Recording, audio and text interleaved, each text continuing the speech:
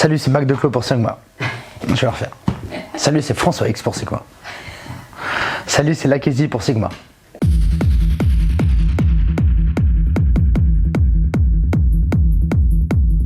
Ton premier objet dématérialisé. D'accord, oui, absolument. Mon tout premier album sur Maison Close, sorti il y a 1 an maintenant.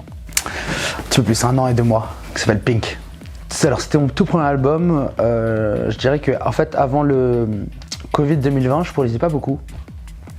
Et c'est vrai que la rencontre avec Mac Declos a été importante pour moi parce que lui il m'a vachement poussé, on faisait de la musique ensemble, on est lancé en studio, etc. Et il m'a vraiment push à me dire écoute, tu vois, tu produis bien, il te manque les skills, donc tu vas en faire tous les jours maintenant, tu vois, voilà. Je me suis employé à le faire et puis je me suis dit, bon voilà, on va sortir du Covid bientôt, on va essayer de relancer un peu Maison Close. J'ai dit, bah, il est peut-être temps que je fasse un EP solo. Et il y a eu beaucoup de rapprochements de producteurs pendant cette pause, disons cette trêve sans gig. C'est là où on s'est noué d'amitié avec François X par exemple, avec Karl Max, avec Léopold. Et je me suis dit, écoute, je vais faire une sorte d'album, je vais faire une collab avec tout le monde, voir si ça passe. Et je m'étais mis une deadline. Mac Declos me disait, il restait 1 mois, il me restait 4 morceaux à faire et tout. J'avais jamais fini de ma vie. Il me disait, tu vas jamais y arriver, tu vas jamais y arriver. Finalement, on y est arrivé. Moi, je suis très content du résultat final parce que c'est vrai que à cause ou grâce plutôt aux collabs, il y a pas mal de spectres différents, de sonorités différentes dans cet album-là. Il n'y a pas que de la musique de club en plus, avec le titre Max qui ouvre l'album.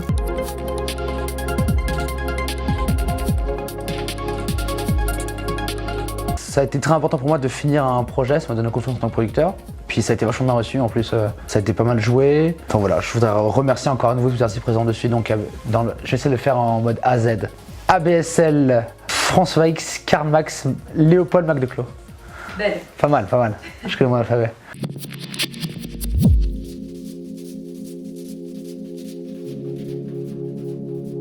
Pour cet album, j'avais envie, comme c'était un tout premier album pour moi, voilà, pour des raisons personnelles, en fait, je voulais m'approcher de cette association qui s'appelle Étincelle, qui accompagne les femmes pendant leur lutte contre le cancer. En fait, leur action m'avait touché, je suis tombé dessus sur Internet, je les ai rencontrés, on s'était bien entendus. Et puis, voilà, on a décidé de donner...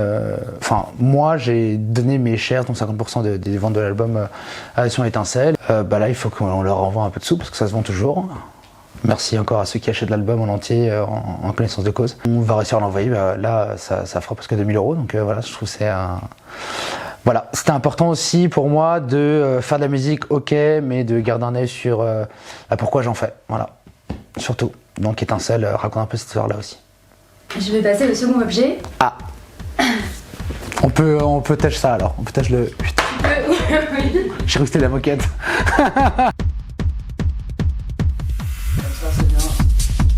Parfait. Maison Close. Et oui, Maison Close, c'est ton label. Ouais, absolument. Absolument, avec Jacob, mon associé, manager.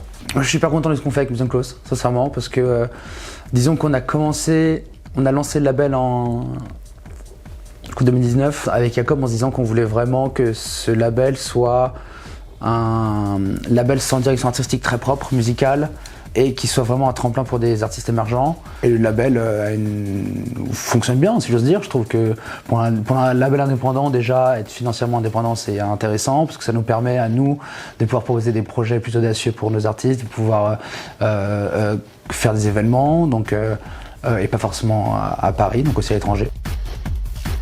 Tu parlais de tendance musicale, si on reprend ce t-shirt-là, ouais. Il n'a pas été choisi pour rien. Sur le dos, on ouais. voit des artistes qui ont participé à une compile, et donc on a des collaborations, ouais. On a pas mal d'exploration de genre musical assez absolument différents, mais de la cohérence quand même. Absolument, on a tiens, si je la mets là, t'as tout le monde ou pas? Ouais, il y a beaucoup de styles différents. C'est vrai qu'au moment où la conception de ce VA, c'était vraiment à la sortie du Covid, c'est là lorsqu'on a eu la nouvelle identité visuelle créée par Chien Bleu Studio. On s'est dit, écoute, il y a beaucoup de styles émergents là, et puis plutôt que d'aller chercher une vibe et de rendre ton projet obsolète en 3 ans, on s'est dit qu'il fallait plutôt lancer un message aux gens disant que voilà, dans notre compilation, vous allez avoir plusieurs styles différents. Donc de l'électro à la trance en passant par tu vois, la techno un peu plus groove.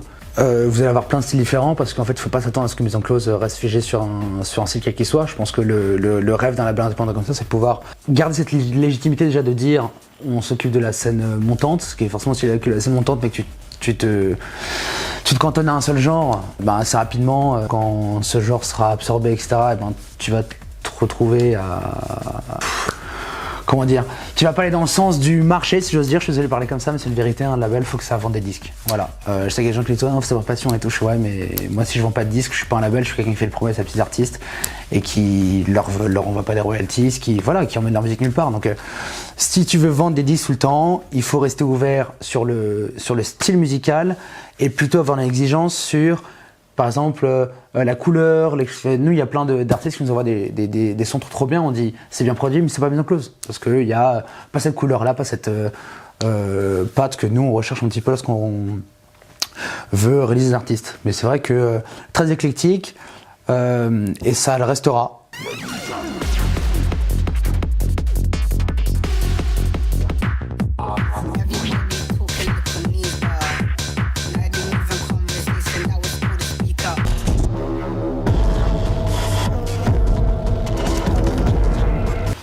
On va passer à l'objet suivant. Ouais. Par contre, j'ai remarqué qu'il était un petit peu froissé. Non, je déconne. Pour ceux qui m'ont déjà vu gorge nue, là c'est pas évident. Alors il se trouve que ça n'a aucune référence au livre. Voilà. Livre que j'ai lu évidemment parce que j'ai passé le bac français. Ouais, la gloire de mon père, bah oui, moi je dois beaucoup de choses, je dois beaucoup à mon papa. Voilà. Bah, il m'a éduqué tout seul, hein, quasiment. Donc, et puis c'était quelqu'un qui était aussi professionnellement très ambitieux, mais jamais absent non plus. Donc j'ai évidemment beaucoup de choses à dire sur mon père, mais ça reste un domaine quand même assez intime et privé. Mais voilà, ce que je peux dire, c'est que moi j'ai beaucoup de chance de pouvoir faire le métier que je fais. Parce que je l'ai voulu et parce que mon père m'a dit que c'est parce que je le voulais aussi en fait. Et c'est important d'avoir quelqu'un qui dit bah tu feras ce que tu veux dans ta vie, si tu le veux assez, tu réussiras. Ouais, il m'a juste appris qu'il suffisait de se donner les moyens. Et je pense que moi je suis assez exigeant envers moi-même et les autres parce que j'ai reçu cette éducation-là et puis je pense que c'est la bonne. J'avais réussi à mettre un peu d'argent de côté, je dis écoute je commence à avoir quelques dates donc je vais tenter ma chance pendant un an et puis on verra ce qui se passe. Il m'a dit écoute t'as 22 ans, 23 ans, t'es grand, tout ce que tu veux. Hein. Et puis ça a pris, bon pendant le Covid, effectivement je pense qu'il a été assez inquiet, hein, mais comme beaucoup de parents d'artistes, entre guillemets, c'est d'autant plus que avant le Covid, j'avais pas eu le temps de mettre bien, entre guillemets, donc tu vois avec l'intermittence, suffisamment de cachets, j'ai un peu fait partie du moule de... en fait j'ai fait partie de la génération où 90% ils ont arrêté, hein. Enfin moi depuis le Covid franchement, j'en vois plus beaucoup avec qui je jouais avant le Covid, avec qui je joue encore aujourd'hui. Hein. Mais non, il m'a toujours vachement suivi, fait confiance et tout. Et puis c'est mignon, l'autre jour, pendant être longue avec Mac de Chloé, il est passé un peu au T-Rex. C'est sympa. Il est pas rentré tard, évidemment. Parce qu'il était fatigué. mais non, je crois qu'il est cool. Il est cool, il écoute ce que je fais et tout. C'est mignon. J'ai choisi cet objet aussi parce que c'est un livre et ouais. Que je crois que tu as le goût de la lecture. J'adore ça, ouais. D'où ça te vient, ce goût de la lecture ? Eh ben, mon papa aussi. Enfin, je lisais en fait pas mal quand j'étais gamin.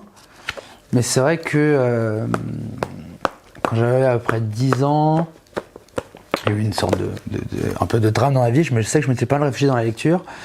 Et mon père m'a dit qu'on ferait un truc ensemble, qu'on fait toujours d'ailleurs, qu'on ferait une collection des 100 livres. Donc par exemple, il faudrait établir que chacun établisse sa bibliothèque de 100 livres favoris.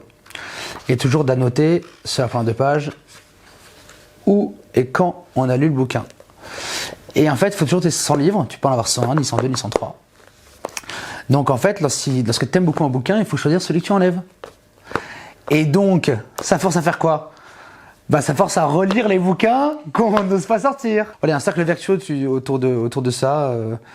Et puis en fait, bon, il y a des gens qui s'appelaient, il y a des gens qui s'appelaient pas, des gens qui s'appelaient. Hein. Je veux pas du tout qu'on dans un truc de les jeunes ils lisent plus. Enfin, tu vois, il y a 1000 manières de se cultiver autre que de bouquiner. Moi, c'est quelque chose qui me plaît beaucoup, qui m'apaise beaucoup, que je fais dans les transports, entre les gigs. Parce que on se fait chier. Surtout dans l'avion, il n'y a pas de réseau. Quand je vois mes voisins qui suppriment leurs photos, moi j'ai un bouquin, je suis quand même content. Et puis l'été, putain, tu vois, qu'un rosé au soleil, c'est pas mal. Ah, on va mettre le son? Ouais. Ah la vache. Ça fait longtemps que je peux écouter ça. Hein.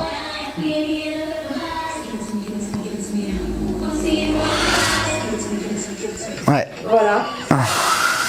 Alors, le succès de cette édite a été exponentiel et c'est le moins qu'on puisse dire. Ouais, grave. Drôle de surprise. Mais je pense que c'est un coup de chance. Hein. On l'a fait vraiment pour déconner une après-midi, etc. Et puis ensuite, on l'a fait parce que je devais faire un podcast pour Possession. On s'est dit, viens, on fait un truc un peu avec un vocal un peu cheesy comme ça, parce que c'était déjà un peu la vibe en fait de ces. Souvent, ces soirées-là, il y avait souvent des idées comme ça qui sortaient quoi. Possession, elles nous disent, putain, il est vraiment charmé, etc. Et tout. Et puis il y a beaucoup de tracks ID qui sortent sur le podcast. Et puis on dit, bon, allez, viens, on le sort. Possession nous disent, nous, on veut pas le sortir sur notre SoundCloud et tout. Si vous voulez, on fait YouTube. On fait, ok, on va mettre sur notre SoundCloud, y a pas de problème. Première semaine, deuxième semaine, troisième semaine, enfin ça devient, en vrai c'est fou, enfin il y a des stades de ouf.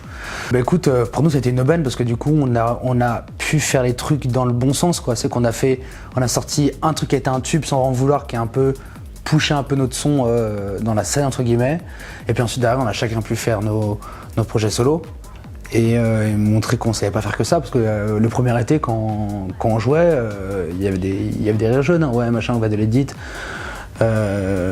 Et puis moi je me suis embrouillé avec des gens aussi, hein, des gens qui, tu sais, comme d'hab, j'en la vieille génération entre guillemets, hein, qui look down on you, qui t'expliquent ce que tu fais c'est de la merde, etc. Tout, et tu te dis mais tu quoi faire autre, je vais m'excuser d'avoir fait 5 millions de vues, enfin. Et puis voilà, derrière nous maintenant, on fait toujours de la musique, on est toujours booké, et puis on se prend pas la tête quoi. Donc non, c'est un succès de ouf, puis c'était le début d'une. On était déjà super copains avec Mac de Clo, mais c'est vrai que ça a été un truc qui nous a un petit peu soudés aussi, qui s'est un peu liés par la force des choses. Hein. Ma che cosa che sta facendo il Mac?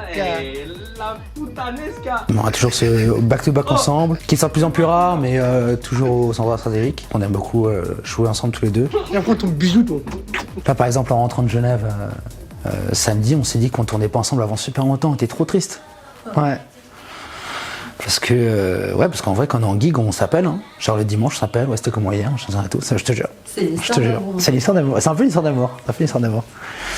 Et puis, bah non, hein, écoute, ouais, big success. Beaucoup de chance. Je pense qu'on a sorti au bon moment. C'est sorti juste avant que la grosse vague des édits sorte. Je pense que les gens ils ont commencé à saturer les édits à un moment. Et tout, on a réussi à être là un peu la bouée qui sortait du truc. Puis maintenant, on commence à avoir des notifs, des DJ.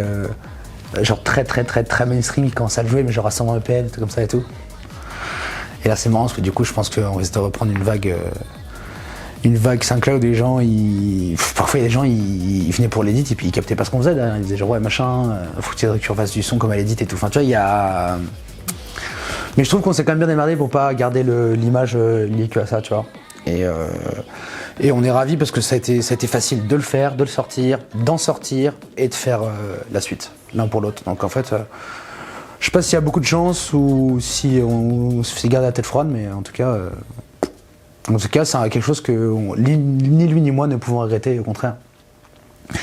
C'était joli de souvenir, c'est cool lorsque tu fais ce genre de musique-là de faire des stats pareils, tu vois. Bah ouais. Oui. Et c'est le petit mot qui est en bas. Voyager. Ouais. Et oui, parce que depuis quelques mois, peut-être plus, Ouais. depuis la fin du Covid, Ouais. je peux me prendre, mais tu voyages beaucoup chaque week-end, tu fais des gigs à l'international, à répétition, Ouais. plusieurs dates sur un même week-end, Ouais. dans plusieurs pays. Ouais, surtout depuis septembre, ouais. Ouais, surtout depuis cet été. Comment c'est? Comment tu vis? Moi j'aime bien, faut prendre le pli, hein, faut prendre le rythme. Moi j'aime bien parce que j'ai pas de problème avec le fait d'être seul. Au contraire, moi j'aime bien ça. Ça m'emmerde pas trop de voyager. Tu sais, y a des gens qui ont du mal avec les transports, etc. Moi le train, l'avion, tout ça, moi ça me va. Pas mal, je fais mon truc, je suis tranquille, j'ai mon bouquin, la musique, bref. Et puis en fait, ce qui est aussi très intéressant, c'est surtout quand tu joues à l'étranger, parce que d'une ville à une autre, dans le même pays, le public est pas tellement différent, mais d'un pays à un autre, par contre, c'est vraiment différent. Et je trouve que parfois, lorsque tu arrives dans un nouveau pays, tu as une nouvelle crowd et tout, et disons, la veille où tu étais en Espagne, ou par exemple à Madrid, ils sont complètement zinzin, et puis le lendemain, tu es en Allemagne, où tu es un public beaucoup plus silencieux, vraiment, c'est des choses qui te font progresser en termes de DJing, quoi. Parce que du coup, tu te dis genre putain, je les ai pas, j'ai pas la foule. Et en fait, tu te rends compte qu'à la fin que tu les avais, le fait de pouvoir voir comment les gens réagissent où et ce qui marche où, etc. Toi, ça permet de vachement étoffer ta technique, ta selecta, comment tu joues les choses, comment tu apprends un set, etc. Donc ça, pour le personnel, professionnellement, je trouve ça hyper gratifiant. Et puis c'est vrai que tu vois le monde, quoi. Bon, c'est vrai qu'on malheureusement on n'a pas toujours le temps de visiter. Voilà. Mais c'est quand même assez fou, quoi. T'emmènes ce que tu fais, dans des lieux auxquels t'aurais jamais pensé jouer, quoi. Donc non, on voyage beaucoup. C'est fatigant. D'ailleurs, généralement, c'est lorsque t'as un week-end où t'as pas de date, tu te rends compte à quel point t'es claqué parce que tu dors 48 heures d'affilée et tu t'en rends même pas compte. Mais c'est fatigant, mais si t'aimes la solitude et que t'as le sérieux nécessaire pour pouvoir savoir rentrer chez toi, généralement, ça se passe très bien. T'as l'impression que du coup, avec ce nouveau mode de vie, de faire des sacrifices, d'avoir sacrifié certaines choses? Ouais, je sacrifie beaucoup de choses, parce que je vois moins mes amis. Je vois mes amis, je vois ma famille, je vois moins, tu vois, lorsque le week-end off des gens, c'est ton week-end in, et que toi, du vendredi au dimanche soir, t'es pas chez toi, et du lundi au jeudi soir, t'es en studio ou au bureau, tu vois. Ça fait des semaines, des semaines de 7 jours, et le week-end off des gens, mais toi, non seulement t'es pas là, mais en plus t'es en décalé, parce que tu vis la nuit, Donc ouais, il faut faire le sacrifice, mais c'est le prix à payer. Hein. Tu as dit qu'il fallait tenir sur la longueur. Comment est-ce qu'on tient sur la longueur quand on a un tel rythme? Franchement, c'est une bonne question. Hein. Enfin, moi, je peux pas savoir, ça fait pas longtemps que je fais ça. Mais je sais que on a forcément des discussions avec les Alliances qui font depuis un moment, notamment François X. François X, c'est un secret de longévité incroyable parce que non seulement il fait toujours ce métier, mais le mec il a jamais été aussi beau gosse, quoi. Enfin, il rajeunit d'année en année, le frérot. Tiens. Mais bon, François X, il fait quoi? Il boit que de la flotte, il fait du sport, il mange sain, et il dort 9 heures par nuit, quoi. Donc ça pourrait être le secret. Ah ça l'est. C'est sûr que ça l'est. Mais même... d'ailleurs, au-delà de François X, les DJ, hommes comme femmes, qui tournent beaucoup aujourd'hui, ils ont une hygiène de vie absolument irréprochable. Mais c'est obligatoire. Je veux dire, si tu fais 3-4 nuits différentes dans différentes villes le même week-end, que la semaine, t'as un label, une famille, donc soit maman ou papa. Enfin, je veux dire, ouais, faut pas rêver avec laquelle dimanche soir. Ouais. Faut pas rentrer avec laquelle dimanche soir. Donc, je pense que l'hygiène de vie, ça joue beaucoup. Et puis, je pense aussi qu'il y a la longévité physique. Il y a aussi une longévité en termes de légitimité sur la scène. Donc, soigner sa DA. Donc, ça passe par. Je pense pas devenir un vieux con. Pas se dire c'était mieux avant, ce que les gens font aujourd'hui c'est de la merde, c'est se dire si les gens ils écoutent, c'est peut-être qu'il y a quelque chose que moi j'ai pas capté, ou alors peut-être que il y a des nouveaux codes dans la consommation de masse que moi je pourrais utiliser dans ma production pour que les gens ils aient envie de m'écouter moi et pas ce que je considère être mauvais. Enfin, je pense qu'il faut attraper le truc de l'autre côté, quoi, pas juste dire c'est de la merde, tu vois. Parce qu'en ce moment ça y va là. Si tu veux jouer longtemps, il faut écouter ce qui se fait, écouter les gens qui t'écoutent, parce que si t'es ton propre auditeur, tu vends pas de disques, mon pote. Et puis, voilà, quoi. Sois créateur de tendance, si ça te plaît pas, tu vois. Regrette quelque chose. Mais ça demande le recul et de voir ce qui se passe aussi. C'est pas à la portée des fermés d'esprit.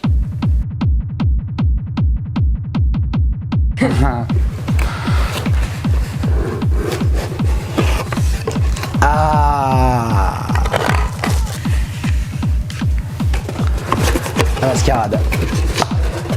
Et oui, forcément. Forcément. Et oui, puisque un mec musique qui ne parle pas de la mascarade. Putain, aujourd'hui, ouais. C'est vrai. C'est rare. Non, le pull. On ne voit pas à la caméra, mais qui est juste là. Non, c'est vrai que j'ai toujours un peu de mascarade sur moi. Cet objet, il est quand même assez fabuleux, non? Franchement. Ouais. Puis là, ils vont ressortir des nouvelles, elles sont trop belles. Qu'est-ce que tu veux qu'on dise sur la mascarade? Je crois que tu entretiens un lien très étroit avec cette marque. Ouais, depuis toujours. Je connais très bien ceux qui sont à la tête de ça. Le designer, je connais depuis toujours. Ceux qui s'occupent de la communication, Elliot, ça va faire une décennie que je le connais, ce sont des très très très bons amis. Puis moi je suis assez bouleversé par la création de Max, donc le le designer chez Mascarade. J'aime beaucoup tout ce qu'il fait, ça me parle beaucoup. En fait, toutes les créations de Mac, j'ai l'impression de les comprendre parce que je sais d'où elles viennent dans sa tête en fait. Et ça me fascine vraiment, je trouve ça très beau, je trouve ça très beau ce qu'il fait, je trouve ça très réfléchi comment il le fait.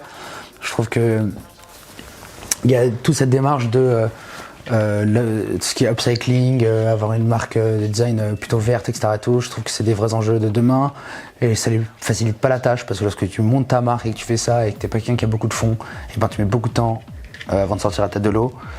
Je crois que cet objet les a bien aidés parce ça marchait pas bien, il était vachement commandé et puis il était porté par des maxi Rosta quand même. Dont des big ricains, mais j'oublie toujours parce que c'est des gens dans le hip-hop et tout, et moi j'en bats un peu les couilles. Dont Offset, voilà c'est ça, Migos c'est ça Offset, ouais. Bah écoute, c'est grave chambé, ouais, j'ai une relation très privilégiée avec eux et je porte beaucoup leurs fringues parce que je les aime bien, et puis je trouve que ça me va bien parce qu'il y a pile ce qu'il faut, un petit peu de, tu vois, de provoque de temps en temps, mais ça reste des belles fringues, donc voilà, moi j'aime beaucoup ce qu'ils font, je les embrasse très fort sur ces vidéos et j'ai trop hâte de voir la prochaine collection qui devrait arriver cette semaine. Je sais pas quand sortir la vidéo. Allez voir tout de suite si elle est déjà sortie ou pas. Voilà.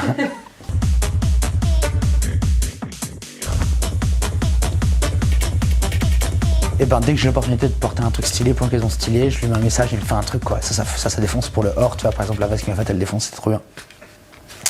Et je le remercie, j'embrasse très fort Maxou. Je t'aime. C'est important aujourd'hui, pardon, de faire attention à son image. C'est essentiel, ouais. Ouais, c'est essentiel. Je pense que avoir une image non soignée peut être fait exprès, mais je pense que t'as pas besoin d'être un pro en image. Peut-être ça va t'emmener plus vite parce qu'il y a un jeu d'image sur les réseaux, etc. et tout quelque part. Bon après, je veux dire, c'est pas un milieu complètement fake et injuste. Hein. Je veux dire, si t'as un super artiste, ben au bout d'un moment, tu vois, tu seras écouté, tu seras booké, etc. et tout. Tu vois, c'est pas primordial, mais ça doit être peut-être 50% de la vie d'un artiste aujourd'hui, c'est savoir. Même ça va remontrer des trucs, tu vois, à la con du quotidien. Mais genre moi, plus le temps passe, plus par exemple les réseaux ça m'emmerde. Mais bon, et en fait, c'est trop important qu'il faut le faire. Hein. Je pense qu'en fait, surtout, il faut, au lieu de voir ça comme la plaie de devoir faire de la promo et tout. C'est aussi en fait un pont entre les gens qui aiment ton travail et des gens qui sont curieux de savoir ce que tu fais dans la vie, qui tu es, tu vois. Donc en fait, même sans besoin de faire des trucs un peu emmerdants, tu peux mettre des insights de bah tiens, j'ai fait ça en studio, tiens machin, je suis avec des potes, tu vois. Je pense qu'il faut prendre ça un peu comme un jeu quoi, parce que je pense que je crois que c'est pas très important tout ça. Voilà. Ouais, c'est une belle conclusion. J'aimerais juste te demander une chose, c'était pas prévu. Mais si toi, tu avais un objet que tu aurais pu ramener aujourd'hui, ou alors un objet qui t'est très cher, ouais. Qu'est-ce que ce serait et pourquoi? C'est une très bonne question.